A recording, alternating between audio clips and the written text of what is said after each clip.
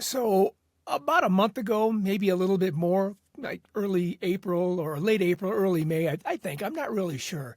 Geoff Wilson and his pal Carter got together and they were going to open up $10,000 worth of high-end cards to see if they can make any money. Well, let him tell you here. Okay, this is the most insane experiment I've ever done. I have $10,000 in cash and I'm gonna go around right now and buy $10,000 in high-end boxes at Cards HQ. I'm gonna rip them and we're gonna see what kind of profit we can make ripping high-end boxes. Let's go. So I can just cut to the chase here. He got a couple of nice pulls, but by selling the other items that he got, some of them were going to be used on the Whatnot program they were going to do, the Whatnot stream later on. They really didn't come up with a number in which whether they made money or not, but I'm pretty sure, as most people who try to do this, they're not going to make money on this. Nope, sorry. Now let's be clear. The video was really just supposed to get views because it wasn't about profit possibility here, because he's spending $10,000 and, well, I'm sure the boxes didn't cost him $10,000. They would cost you and me $10,000, but not him. And he also was able probably to use some of that money as an advertising cost, for promoting his business. And so any kind of a loss he had was going to be mitigated by that. I'm thinking $10,000, you could do a whole lot better than cracking open some new stuff. You could really get some cards of value. Vintage cards. You knew I was going there. Vintage cards that will keep their value for decades. And I want to prove it to you. Okay? All right? Hit it. Yo, Geoff Wilson's got the bag, you know the name. Flipping cards on the block and it's never the same. Modern sets popping but they fade like a dream. Vintage cards stay solid, that's the ultimate scheme. Those rookies got hype but they don't last long. But Babe Ruth's legacy, that's forever strong. Paying Geoff's money for the thrill of the chase. Old school legends in a new age space. Spend Geoff Wilson's money, stacking the loot. Vintage cards rise, man, they just keep shooting. Modern's cool but it ain't got the weight. Old school value, it's never too late. Spend Geoff Wilson's money, watch it grow. Vintage is king, that's the way to go. Yo, Geoff Wilson's money, watch it grow. Vintage is king, that's the way to go. Yo. $10,000 could go a long way at securing some incredible cards. Now, you probably know that, but I'm going to show you some cards you may not know about. Okay, maybe you might, but have you ever heard of the 1971 Topps Greatest Baseball Moments? You could buy a set of mid-grade cards of this set for $10,000 or less. Yeah, you could. And these cards have held their value since pretty much breaking onto the market back in 1971. Now, they were part of a test market thought to have been in Brooklyn, New York, and maybe Boston. That's the only place they were sold. But, they made it to the secondary market, and they have never gone down in price since then. So what do they look like? Let me show you. This is Mickey Lolich. He's number card 23. And this highlights, as do all of these cards in this set, the highlights of their careers in baseball. And this one is where he wins 3 games in the 1968 World Series. I love that little color picture of him there.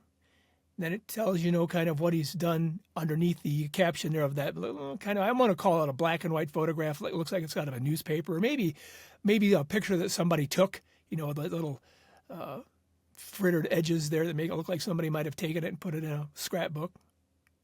Yeah, let me show you the back of it real quick. It looks like the Detroit Free Press or the Detroit News at that time. Yeah, there were two newspapers back then. But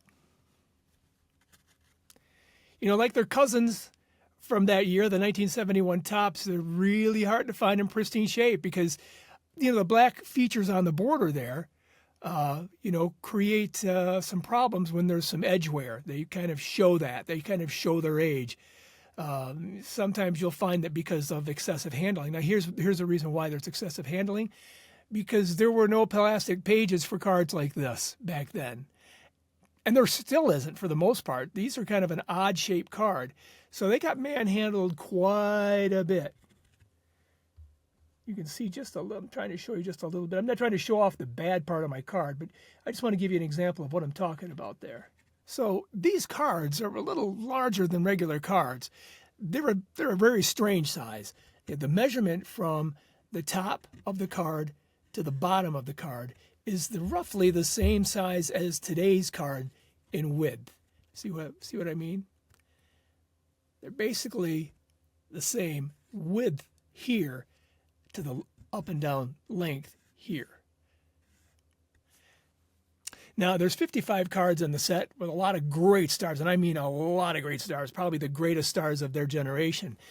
There are 22 double prints, and those are a little cheaper, but cheap is a relative term here. They're a little pricey. And the 3 short prints include Bob Gibson and Willie Mays and Pete Rose. Now, I love this style. I love that colored head. Like I said before, they're all different too. That color around here is like an orange with him, but they're different ones. There's green and red for other ones. And this, the newspaper looking photo is really classic too. And I wonder about the size of these cards, because it seems that at that time, Topps was experimenting, I'm going to use that word lightly, with larger cards. They had started up their Topps Supers, the big Supers from 71 and 72. No, 70 and 71, I'm sorry. There was a 69, but it wasn't a very large card. And then there were these. So they were all grouped around the same time, and I wondered what their reasoning was. Was there just another product to sell, or was there something special about making a card larger? I don't know, and that's just me tossing that out there. The 2020 Topps Heritage had made a set of box toppers based on these, and they did a pretty good job of copying the cards and put some pretty good stars in it, like these. Now, like I said at the beginning of the video, it is thought to be the rarest set of the 1970s. And, Topps was always floating around a lot of test sets in that era. And being in Michigan, which was a test state for some of the Topps products, I was happy about that. You just don't see that anymore. And there's a lot of these kind of cards out there that, are just waiting for you to explore. They're vintage.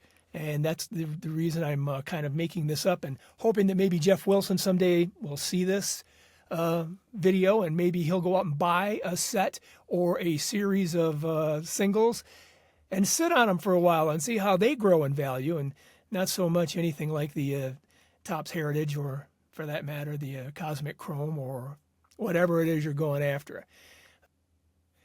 Now, here's a story that there was a catalog back in the day. I actually ordered from it way back when I was a young man. I was 10, maybe 11 years old, and I didn't have a lot of money, but it was the Card Collectors Company, and they had a little catalog. It was like a paperback catalog, and they'd listed cards in it, like 1971, 2, 8, 7, 9, in order, cards that they had that they could sell.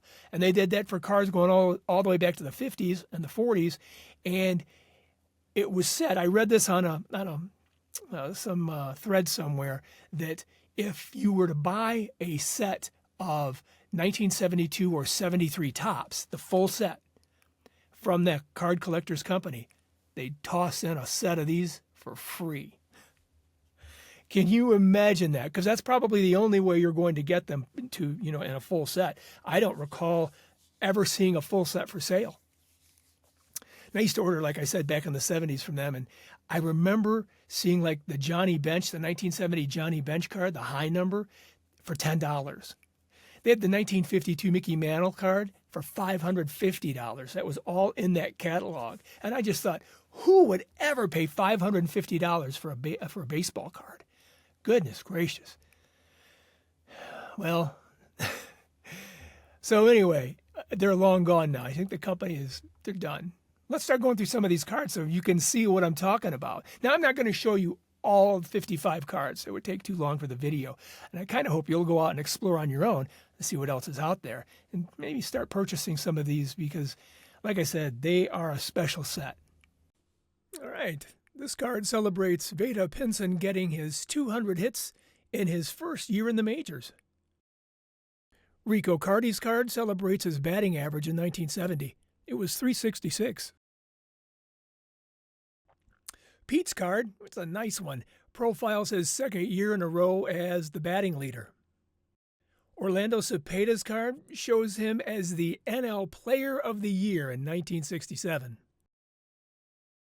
Now, this card shows the story of Reggie's 10 RBI game. Oh, and I love this card. It's showing Mays getting his 3,000th hit.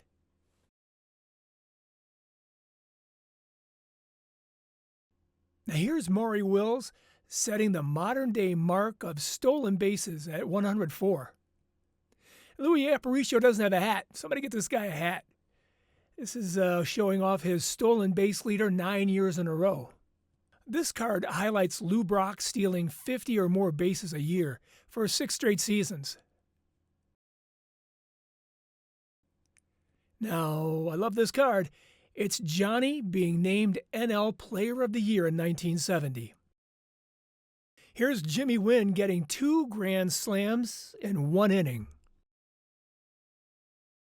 This card highlights Jim Bunning throwing a no-hitter in the NL and the AL. This card shows Hoyt tossing his 1,000th game.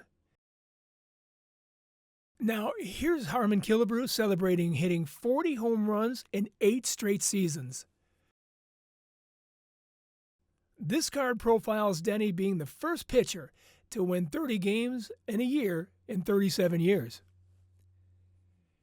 This is Yaz winning the Triple Crown in 1967. And if you like the 1971 Thurman Munson card, you're going to love this one.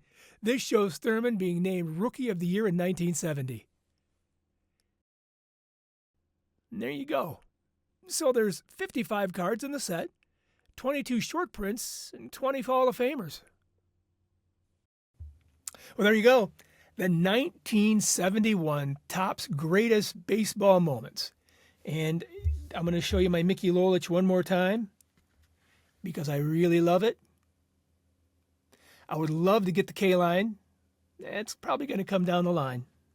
Hey, can you like, subscribe, and comment for me? I love the comments. Sometimes they're just so enlightening, and they've actually created more ideas for me to make more shows. So I appreciate your input. All right?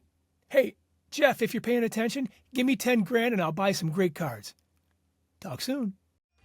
Cardboard meditation helps set your mind right. Thank you for watching. Show us your appreciation by clicking the like and subscribe button. Ring the bell while you're at it so you'll know when we upload a new story.